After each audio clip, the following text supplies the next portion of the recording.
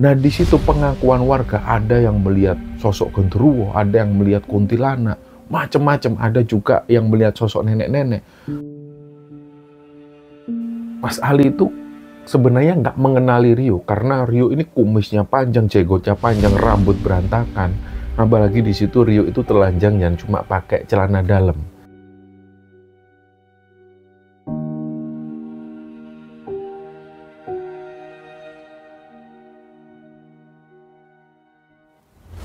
Bismillahirrahmanirrahim. Assalamualaikum warahmatullahi wabarakatuh. Sobat Kembara Sunyi dimanapun teman-teman berada.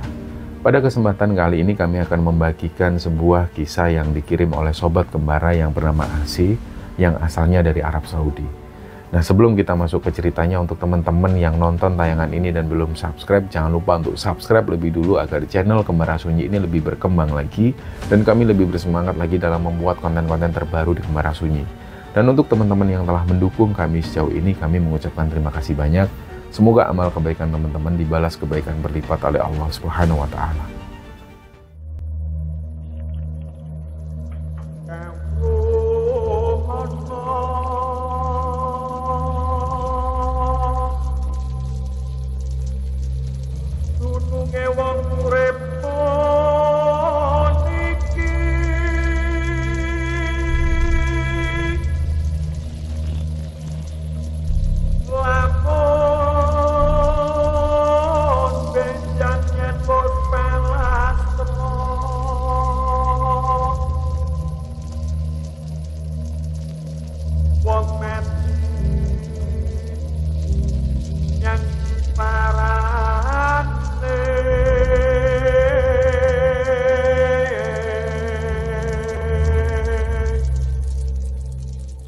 Sebelum kami menceritakan cerita ini, teman-teman, perlu teman-teman ketahui bahwa cerita di episode kali ini kami lebih menyoroti cerita tentang sisi kejiwaan seseorang. Jadi dari sini kita melihat bagaimana cara dia menyembuhkan jiwanya dari setiap masalah yang dia lalui. Terus cara dia memaafkan diri sendiri dan kemudian memasrahkan semuanya pada Allah, ini yang kita soroti. Dan dari sini juga kami melihat bahwa Mbak Asi yang mengirimkan cerita ini, ketika dia ditimpa masalah, dia percaya bahwa apa yang dia jalani itu adalah bagian dari takdir Allah. Jadi teman-teman perlu diketahui, mungkin cerita ini nggak ada bagian horornya. Dan memang ada alasan tersendiri kenapa kami tetap mengangkat cerita ini meskipun tidak ada sisi horornya, karena kami yakin kita semua nanti bisa mengambil hikmah dari cerita tersebut. Dan sebelumnya kami berterima kasih kepada Mbak Asi yang sudah membagikan kisah ini pada kami, dan kami minta maaf juga karena kami baru bisa merespon cerita ini sekarang. Ini karena banyaknya email yang masuk, jadi kadang seringnya itu cerita-cerita yang masuk lebih dulu ini ketumpuk dan belum sempat kebaca oleh tim. Sekedar diketahui teman-teman semua bahwa Mbak Asi mengirimkan ceritanya ini pada tanggal 16 Juli 2023. Jadi Mbak Asi ini asli Magetan, Jawa Timur, dan posisi Mbak Asi sekarang ini kerja di Arab Saudi. Jadi beliau sudah hampir 20 tahun kerja di sana. Ceritanya sejak Asi ini lulus SMA, dia memutuskan untuk langsung kerja di Arab Saudi. Dari awal Asi ini sudah punya rencana dia pengen kerja di Arab, terus kemudian uangnya nanti ini bisa ditabung untuk biaya kuliah. Nah ternyata ketika sudah bekerja di Arab sana, sudah hampir 1 tahunan lebih, dia kemudian dapat nasihat dari orang tuanya di desa supaya uangnya itu ditabung untuk beli rumah dan nggak perlu untuk kuliah lagi, karena sudah kerja, sudah enak juga kerjanya.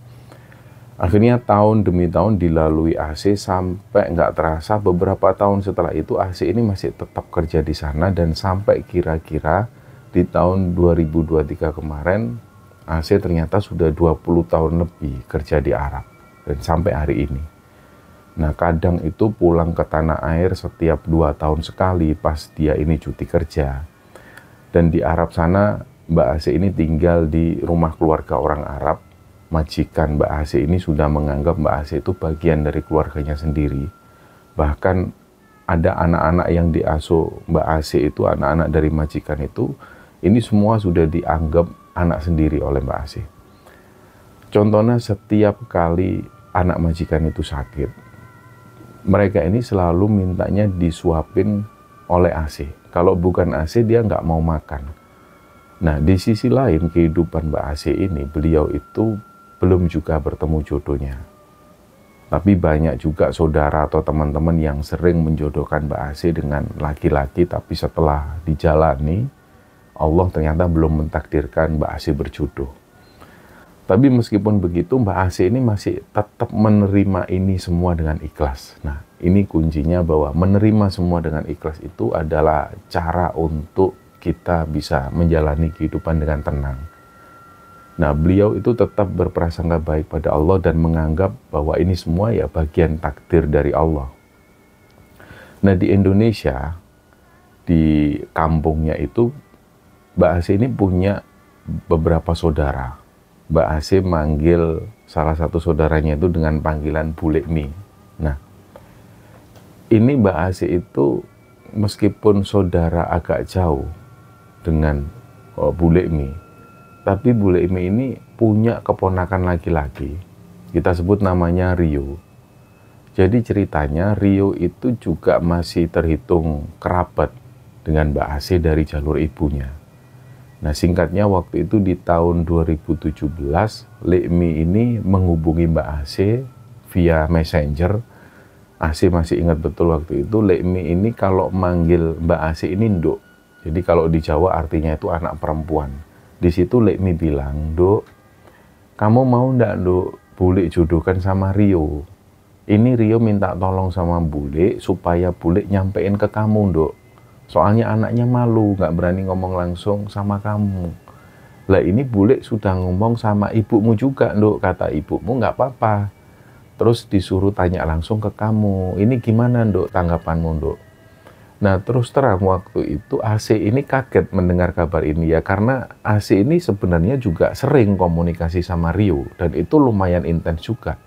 Dan selama komunikasi dengan Rio di chat, itu AC dan Rio ini ya asik-asik aja, bercanda, ngobrol, dan lain-lain sebagainya. Nah, perlu diketahui bahwa usia Rio ini lebih muda 1 tahun dari Mbak AC. Rio ini keturunan orang Indonesia Timur, postur tubuhnya agak tinggi, kulitnya sawo matang, hidungnya juga lumayan mancung. Waktu itu Rio ini kerja di sebuah perusahaan swasta di daerah Serang, Banten. Nah, kembali lagi pas mendengar kabar itu, AC ini kaget. Dan karena waktu itu AC ini juga lagi jomblo, dia akhirnya coba tanya lebih dulu ke ibunya. Intinya di situ AC bilang ke ibunya, "Bu, tadi itu Bule Mi ini ngomong kayak gini ke aku, Bu." Dijelaskan lah sama AC. Terus kata Lekmi, "Ibu katanya mengiyakan apa iya, Bu?" Nah, ibunya AC ini menyangkal. Beliau bilang, "Loh, ibu nggak pernah bilang iya, nggak pernah ngomong macam-macam. Ibu ini cuma bilang, tanya dulu sama anaknya, tanya dulu sama AC." Nah, dari situ AC ini diem. Nah, yang bikin AC ini agak heran, padahal AC ini punya nomornya Rio. Rio pun juga punya nomornya AC dan mereka sering komunikasi, mereka juga sering kontak-kontakan. Kadang berbalas chat itu juga sampai lama, kadang juga mereka teleponan. Dan kalau di telepon itu ngobrol ini bisa ngobrol apapun, bercanda-canda. Tapi Rio sendiri ini kok nggak pernah ngomong soal ini ke AC. Kok sekalipun Rio nggak pernah mengungkapkan perasaan itu ke Mbak AC. Terus di sini AC ini berpikir, ya sudahlah, ditanggepin biasa aja. Dia tahu kalau Rio ini orangnya agak pemalu. Dan Rio itu tipe orang yang pendiam, sengaja nggak punya banyak teman. Pokoknya Rio ini lebih senang punya sedikit teman daripada punya banyak teman karena dia merasa ribet kalau punya banyak teman. Nah, beberapa waktu setelah itu, AC mulai berpikir, karena Rio ini sudah dianggap seperti adiknya sendiri, apalagi selama ini hubungan AC dan Rio itu ya kayak teman baik, teman ngobrol, enak diajak bercandaan. Wes pokoknya sudah kayak adik sendiri lah Rio. Jadi AC merasa untuk perasaan suka sama Rio ini, AC merasa nggak punya itu. Jadi AC bingung banget waktu itu harus ngomong apa ke Bule Mi. Jadi sampai hari itu AC belum ngasih jawaban ke Bule Mi. Nah, pada satu waktu kebetulan AC ini sudah siap untuk ngasih jawaban ke Bule Mi. Dia hubungilah Bule Mi. Nah, di situ AC ini bilang ke Bule Mi dengan pelan dan supaya nggak menyinggung perasaan Bule Mi. Di situ intinya AC ini menolak secara halus. AC bilang, Bule, AC minta maaf yo. AC ini nggak bisa menerima Rio karena dia itu sudah anggap adikku dewe, Bule. Mana mungkin aku itu bisa tumbuh perasaan suka sama orang yang sudah tak anggap adikku sendiri. Apalagi Rio ini masih ada hubungan saudara sama aku. Nanti kalau di tengah jalan ada apa-apa malah nanti nggak enak-enakan sama saudara yang lain. Ya intinya seperti itu jawaban AC ke Bule Mi, dan setelah ngomong panjang lebar dengan bahasa yang sangat halus sekali dan menjelaskan secara pelan-pelan ke Bule Mi, akhirnya Bule Mi pun bisa memahami. Bule Mi bilang, ya sudah Nduk, enggak apa-apa. Nanti Bule sampaikan ke Rio-nya ya. Nah, setelah AC menyampaikan hal ini ke Bule-nya, AC sudah nggak pernah tanya-tanya lagi soal Rio. Dia juga jarang banget ngechat Rio, jarang telepon juga. Pokoknya mulai dari situ, AC dan Rio ini sudah jarang komunikasi lagi. AC di sini mulai menganggap urusan soal perjodohan ini sudah selesai. Dan dari situ AC berharap semoga nggak ada pihak yang tersinggung dengan keputusan AC ini. Dan nggak lama setelah itu, Rio mulai sering chat lagi dengan AC. Rio juga sering tanya ke AC, kapan kamu pulang ke Indonesia? Pokoknya kalau kamu pulang kabar-kabar ya, ntar aku yang jemput di bandara. Nah, pertanyaan ini sering banget terlontar. Akhirnya seiring berjalannya waktu, AC ini mulai mengenal cowok lain. AC ini kenalnya di FB, dan cowok ini kebetulan juga kerjanya di sebuah restoran di Arab sana. Orang Indonesia juga, dia orang Malang, Jawa Timur. Dari mulai yang perkenalan biasa sampai akhirnya mulailah komunikasi mereka ini lebih intens antara AC dan cowok ini. Dan disitulah mulai terjalin sebuah hubungan. Dan pada satu momen si cowok ini bilang kalau dia pingin serius sama AC. Dari situ AC mulai merasa cocok juga sama cowok ini. Akhirnya ada kesepakatan dari mereka berdua. Rencana awalnya si cowok ini akan pulang lebih dulu ke Indonesia. Dia ada cuti pulang lebih dulu, lebih awal. Nah, tadinya AC sendiri ini nggak ada planning untuk pulang ke Indonesia. Tapi setelah diskusi dengan keluarga besarnya, akhirnya keluarga AC ini mengizinkan hubungan mereka. Keluarga AC juga merestui membawa hubungan AC dan si cowok ini ke jenjang pernikahan. Nah, setelah mendapat restu ini, AC pun akhirnya bahagia. Dia langsung sampaikan hal ini ke majikannya di Arab itu.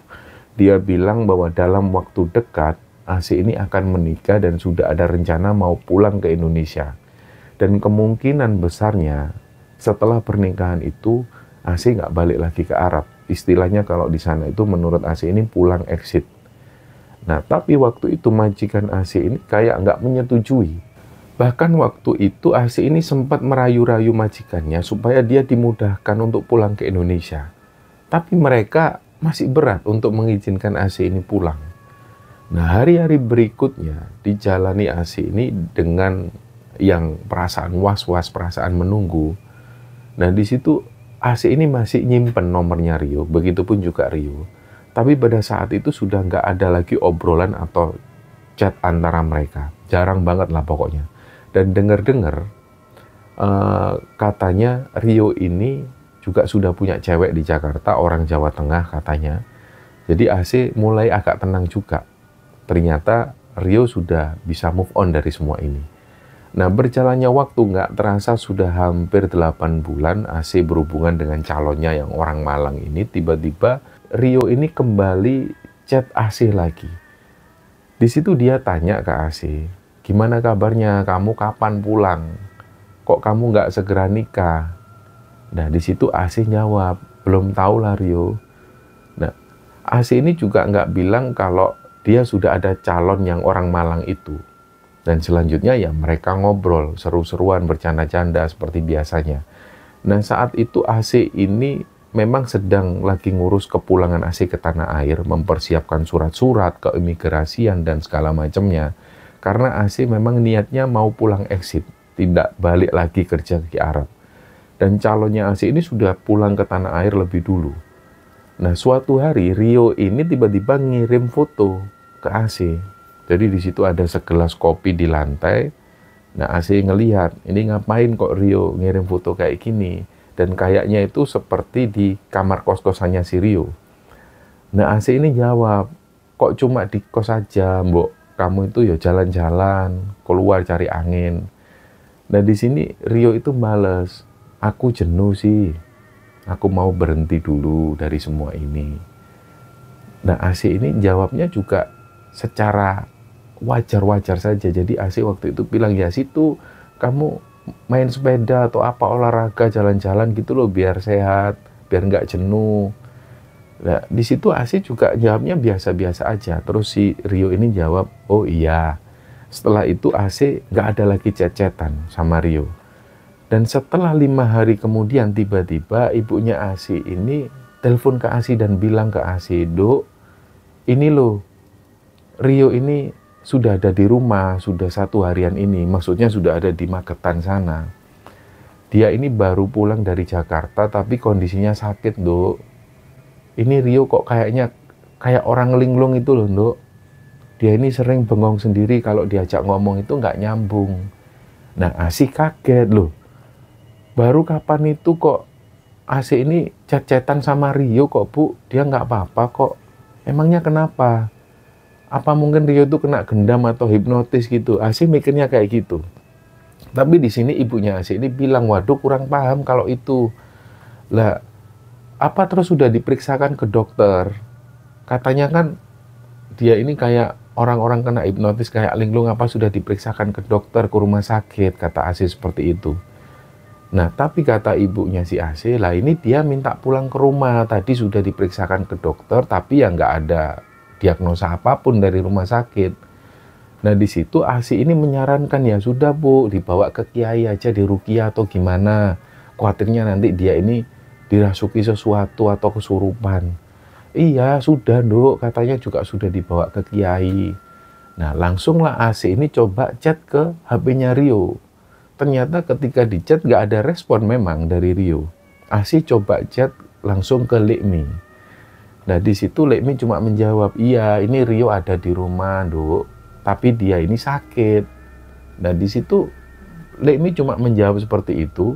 Dan 3 hari kemudian ibunya AC ini telepon lagi, Dok, AC ini Rio itu loh tiba-tiba hilang. Hilang nggak wajar, itu sudah dari kemarin pagi itu loh. Loh, hilang gimana? AC tambah bingung lagi, tambah kaget. Maksudnya hilang itu gimana? Mungkin main ke rumah temen. Loh enggak, akhirnya di sini ibunya AC cerita bahwa pagi itu sekitar jam 8 pagi, Rio itu dalam keadaan linglung, tiba-tiba dia duduk sendirian, dia bengong di area belakang rumah. Nah, waktu itu Rio ini sempat mendengar neneknya itu ngomel-ngomel. Nah, memang karakter neneknya Rio itu bawelnya itu keterlaluan. Nah, katanya di situ Rio marah dan langsung lari ke arah selatan belakang rumah menuju ke sungai. Nah, memang di area belakang rumah Rio itu sekitar jarak 80 meteran, di situ ada kebun dan juga ada sungai. Kalau dulu menurut AC di era-era tahun 90-an, sungai ini masih kelihatan terang, nggak rimbun. Masih banyak orang-orang di sungai itu yang nyuci baju, mandi, nimba air, renang, mancing, dan lain-lain. Tapi di masa-masa itu keadaannya itu jauh berbeda. Sungai ini sudah nggak terjamah manusia lagi. Jadi kondisinya gelap, rimbun, dan pokoknya terkesan angker. Nah, ceritanya waktu itu turunlah Rio ini ke semak-semak dan ada pohon bambu di bawah sungai. Terus kemudian dikejar sama kakeknya. Seketika itu, pas kakeknya Rio ini ngejar, Rio ini sudah nggak kelihatan lagi. Nah, ketika dipanggil-panggil juga nggak ada jawaban dan nggak ada kemunculannya si Rio. Terus akhirnya kakeknya ini turun ke sungai juga, dicari lah, disusuri di sepanjang sungai itu, tapi nggak melihat adanya Rio di situ dan nggak ada pergerakan apapun lah pokoknya.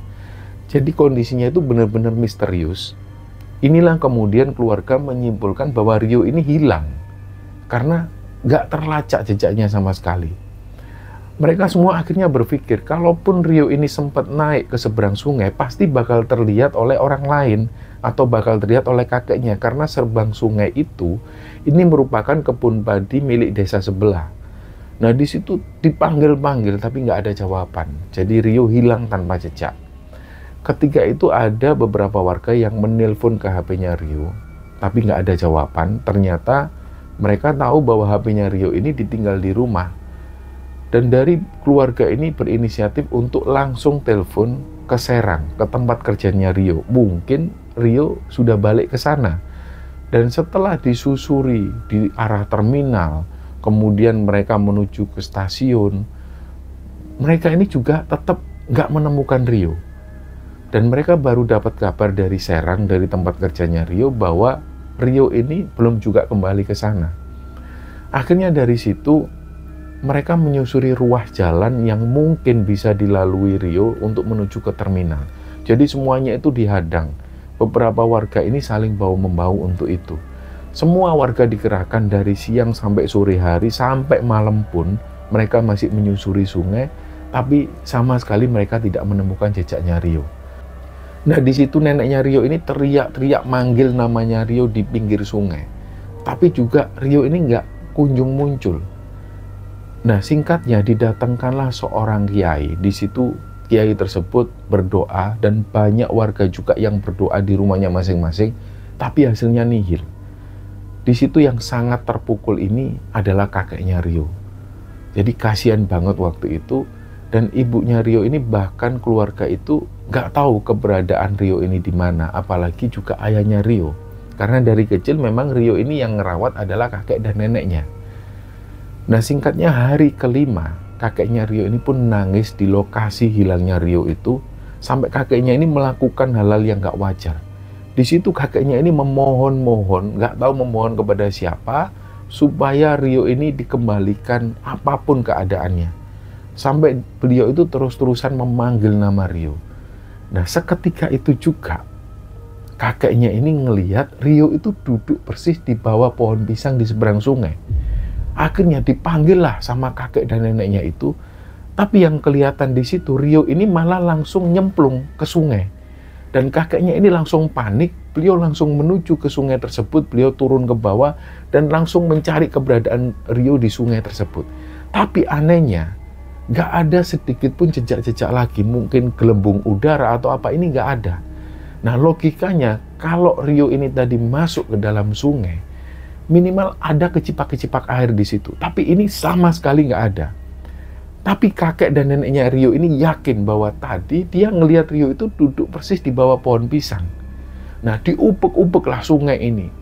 Orang-orang juga turun ke sungai. Ada yang pakai tongkat panjang, ada yang pakai tangan mereka. Tapi sama sekali mereka nggak menemukan apapun. Dan waktu itu akhirnya ramai sekali di lokasi tersebut. Singkatnya, menyebarlah berita ini ke semua orang di seluruh desa, bahkan di kampung-kampung sebelah itu juga menyebar. Dan waktu itu juga sempat diberitakan di salah satu akun grup FB Berita Magetan. Jadi di situ diinfokan kalau ada yang melihat salah satu warga, di situ ditunjukkan fotonya Rio.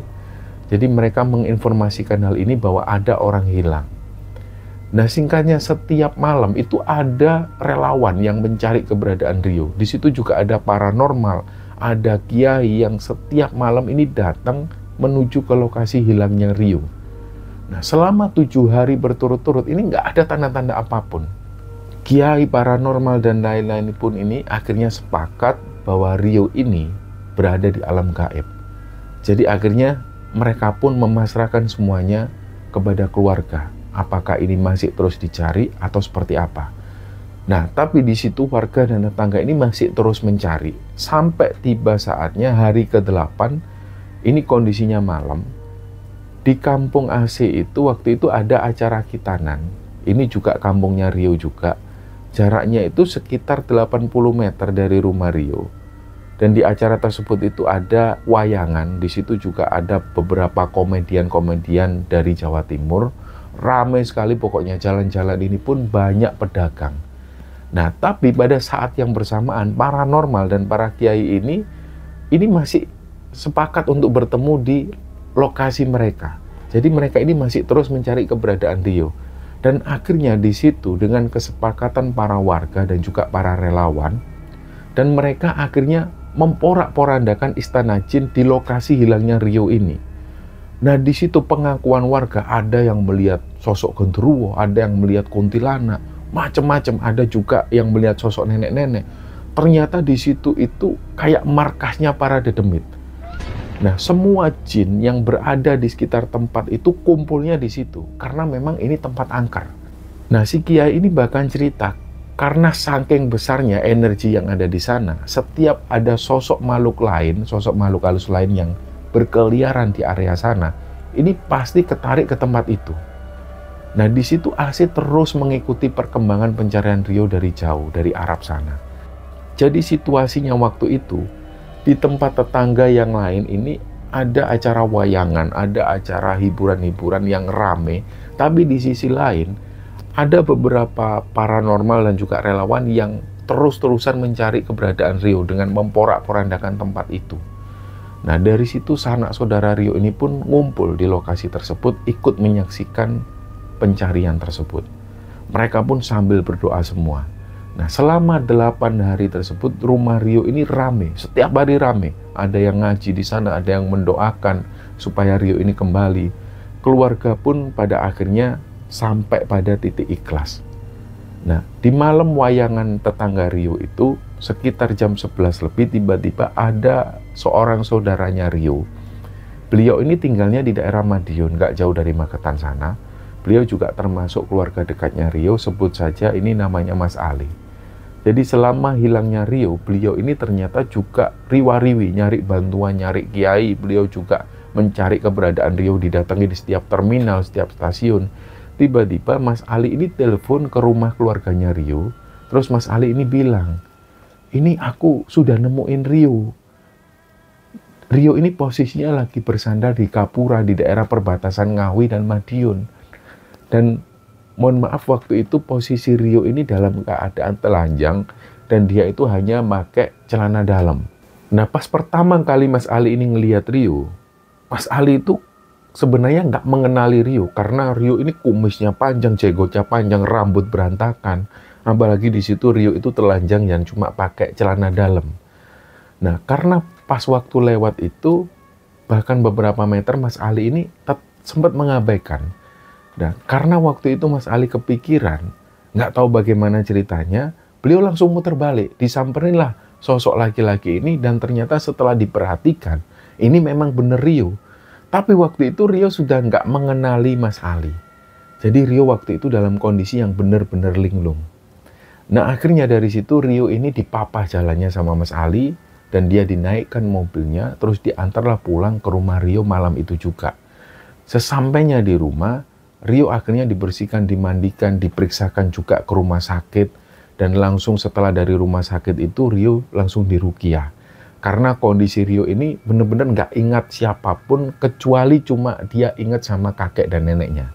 Nah, yang terjadi dengan keluarga Rio waktu itu, mereka lega. Apapun kondisinya Rio waktu itu, mereka ada perasaan haru, ada perasaan bahagia. Apalagi kakek dan neneknya Rio itu, mereka sangat bahagia sekali akhirnya Rio bisa pulang kembali ke rumah. Dan Asih yang mendengar kabar Rio sudah ditemukan, Asih pun juga ikut bahagia, ikut senang. Nah, beberapa hari kemudian ketika Rio ini dibawa lagi ke rumah sakit, dokter ini menyarankan supaya Rio ini dibawa ke rumah sakit jiwa. Karena kondisi saraf dan otaknya Rio ini mulai terganggu. Akhirnya dibawalah Rio ini ke RSJ Solo. Dia menginap di sana dan berobat di sana. Dan suatu hari Asih ini sempat video call ke HP-nya Rio, dan di situ yang angkat adalah salah satu saudara Rio. Nah, akhirnya di situ salah satu saudara Rio ini coba ngobrol ke Rio. Rio, kamu ingat nggak ini siapa? Nah, Rio langsung bilang, oh Asih toh. Kamu kok nggak pulang-pulang sih? Rio ngomong seperti itu. Asih pun akhirnya ngasih semangat ke Rio dengan perasaan yang Asih ini deg-degan. Karena Asih tahu betul, Rio ini kan sebenarnya yang diingat cuma kakek dan neneknya. Kok waktu itu Rio ini ingat sama Asih? Jadi Asih bilang, cepat sembuh ya Rio. Sambil waktu itu Asih ini sempat ngomong ke Rio, nanti kalau kamu ngopi, undang-undang aku ya. Padahal AC ini tahu, selama Rio ini ngeblank, dia itu nggak ingat siapapun kecuali kakek dan neneknya. Jadi di situ ada perasaan haru dari diri AC. Jadi setelah telepon ini ditutup, tangis AC ini pun pecah. Dia benar-benar kepikiran Rio, kasihan, dia benar-benar kasihan sama Rio. Setelah 2 minggu berada di rumah sakit jiwa ini, akhirnya Rio sudah diperbolehkan pulang. Dan di situ dilakukan ruqyah sekali lagi, tapi kondisi Rio ini masih 80%. Dan alhamdulillahnya, ketika Rio berada di rumah, dia itu selalu pergi sholat ke masjid ketika waktu sholat tiba. Dia juga sudah mulai ikut pengajian. Pokoknya dia sudah bisa berbaur dengan sesama tetangga dan orang-orang di sekitarnya. Walaupun memang masih sering Rio ini bengong sendiri. AC pun lega, dia bersyukur banget melihat Rio yang perubahannya sangat signifikan ini. Dan gak lama setelah itu, kira-kira semingguan dari hal ini, AC ini dapat kabar dari ibunya. Ibunya ini mengabarkan berita yang membuat AC itu kaget. Beliau mengabarkan bahwa Rio ini meninggal, dan mohon maaf, meninggalnya itu secara bunuh diri. Katanya Rio ini minum obat semprot padi yang dia beli sendiri dari toko dekat rumahnya. AC kaget bener-bener, dia gemeteran. Badannya itu lemes, deg-degan, perasaannya nggak karu-karuan. Jadi katanya Rio ini sempat diomelin oleh neneknya. Memang neneknya ini cerewet, dan cerewetnya itu kelewat batas. Ya tapi mau gimana lagi, karena neneknya ini memang yang merawat Rio dari kecil. Dari situlah AC ini benar-benar deg-degan, kayak dia ini nggak percaya bahwa Rio itu sudah meninggal, dan meninggalnya kok dengan cara yang seperti ini. Dan qadarullah memang pada saat Rio ini ada masalah, sampai di hari meninggalnya Rio, itu memang pas AC mau pulang exit ini, AC itu terkendala satu masalah. Anak majikan AC yang biasa diasuh AC ini, dia mengalami sakit diabetes. Lah memang anak ini dari umur 2 hari itu tidurnya, makannya, segala macamnya itu sama AC. Jadi ya sudah kayak anak AC sendiri. Disitulah hancur perasaan AC. Dia benar-benar terpuruk. Selain dia melihat kenyataan bahwa anak yang diasuhnya ini mengalami sakit diabetes, di satu sisi lain dia mendapati Rio yang sempat linglung dan sampai meninggal dengan cara yang seperti ini.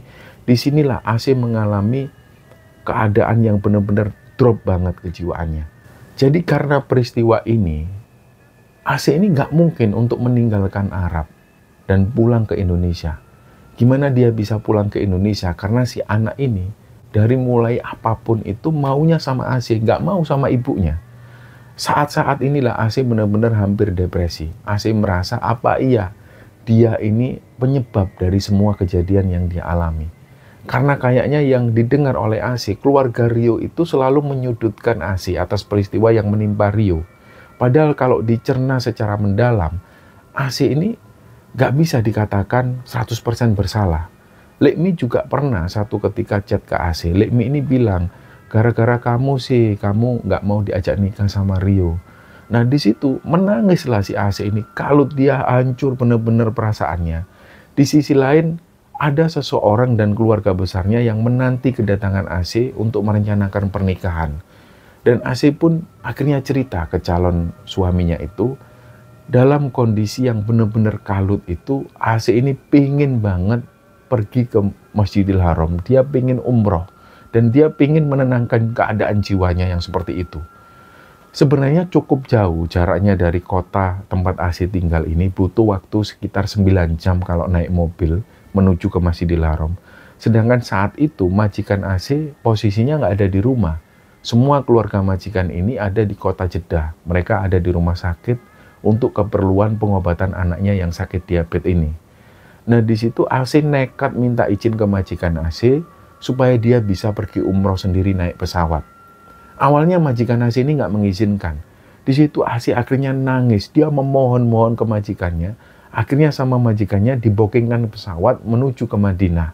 Dan ketika sampai di Madinah, AC nangis, dia berdoa di sana. AC memohon pada Allah, ya Allah, apapun takdirmu untuk aku mohon lapangkan hatiku ini. Tunjukkan jalan apa yang harus aku lakukan. Nah setelah dari Madinah, AC langsung naik taksi, jadi semacam taksi online di sana, dia langsung menuju ke Mekah. Sampai di hotel di Mekah itu langsung AC masuk ke Masjidil Haram. Dan pas ketika ngelihat Ka'bah dari arah yang agak jauh itu AC ini sudah pecah tangisnya. Pas tawaf pun AC ini juga sambil nangis. Sa'i pun juga begitu, dia nangis. Pokoknya selama menjalankan rangkaian umroh itu nggak berhenti-berhentinya air mata AC ini terus menetes. Dan setelah selesai umroh, AC keluar dari Masjidil Haram, terus lanjut menuju ke hotel, dia istirahat sebentar. Siangnya setelah makan di waktu duhur itu AC balik lagi ke Masjidil Haram, dia sholat duhur di sana. Tapi AC nggak turun ke area Ka'bah, tapi di situ dia masih bisa ngelihat Ka'bah dengan jelas. AC duduk di situ, dia zikir, dia berdoa, dia baca Quran dari duhur sampai isya. Sambil sesekali air mata AC ini terus menetes di situ. Dan setelah isya, AC balik lagi ke hotel, dia makan dan istirahat. Sekitar jam 3, dia jalan lagi ke Masjidil Haram. Dia dirikan sholat tahajud di sana. Dalam sholatnya itu AC memohon ampun pada Allah. Dia berdoa, ya Allah, ya Rob, jika ini semua kehendakmu, hamba mohon lapangkan hati hamba ini untuk menerima semua kehendakmu. Apapun yang menjadi takdirku, itulah kehendakmu. Di situ AC nangis lagi, dia nangisnya sesenggukan. Dan tiba-tiba ada sosok perempuan yang mendekat ke arah AC. Dia ini cantik banget. Dia pakai gamis serba putih. Busananya itu pokoknya putih semua. Cewek ini kulitnya putih kayak orang-orang Persia. Bola matanya itu biru. Terus tiba-tiba perempuan ini meluk AC sambil bicara dalam bahasa Arab yang kira-kira artinya, udah nggak apa-apa sayang, nggak apa-apa sayang. Dan waktu itu posisi AC ini lagi nangis sesungguhan. Si perempuan ini tiba-tiba datang, nggak tahu datangnya dari mana.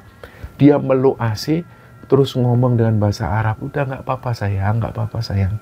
Nah di situ tangis AC ini malah semakin pecah. Terus akhirnya si perempuan ini mencium kening AC. Jadi dari situ akhirnya sosok perempuan ini menuju ke keran air Zam-Zam. Di situ AC ini diambilkan segelas air Zam-Zam. Terus si perempuan ini meminumkannya ke AC. AC minum sambil nunduk dan masih dalam keadaan yang terus nangis. Pas si perempuan ini meminumkan air Zam-Zam itu, AC ini dipegang tangannya oleh si perempuan ini. Di situ AC bisa merasakan tangan perempuan ini, tangannya itu halus banget. Dan baunya itu juga wangi banget. Setelah meminumkan air Zam-Zam ini dan setelah ngomong semua baik-baik saja, si perempuan ini pun pergi. Dan ini langsung bertepatan dengan berkumandangnya adzan subuh. Disitulah tangis AC ini pecah. Dan akhirnya setelah itu AC mendirikan sholat subuh berjamaah. Dan setelah sholat subuh itu perasaan AC ini sudah mulai lega. Pagi itu AC menyempatkan untuk sholat duha di sana. Dan setelahnya AC balik lagi ke hotel dan langsung menuju ke bandara terus lanjut pulang. Nah setelah melaksanakan umroh itu, hati AC ini jadi lega. Dia ikhlas menerima semua dan bahwa ini semua atas izin Allah. Dan setelah itu AC memutuskan untuk tetap tinggal di rumah majikannya di Arab sana. Karena memang anak asuhnya ini nggak bisa ditinggal oleh AC. Dia khawatir kalau seandainya AC ini pulang ke Indonesia, gimana kondisi anak ini? Apa-apa maunya sama AC. Itu yang dipikirkan AC. Dia nggak mau bikin kesalahan lagi untuk yang kesekian kalinya. Nah teman-teman sekalian, dari kisah AC ini kita belajar lagi tentang sesuatu hal. Bahwa sebagai hamba Allah, kita itu sering dihadapkan pada situasi yang sering kali tidak sesuai dengan keinginan atau harapan kita. Dan di saat-saat seperti itu, banyak dari kita ini sering merasa beban hidup itu rasanya semakin berat. Tapi yang perlu kita ingat adalah, kita sebagai hamba yang percaya pada takdir Allah, kita diminta untuk bersikap sabar, bersikap ikhlas, dan selalu berusaha untuk mengambil hikmah dari setiap peristiwa yang terjadi. Dan sampai hari ini teman-teman, AC masih tinggal di Arab Saudi sana. Tentang pernikahannya itu sampai hari ini masih tertunda. Dan hubungan AC dengan si cowok yang asalnya dari Malang itu masih terjalin.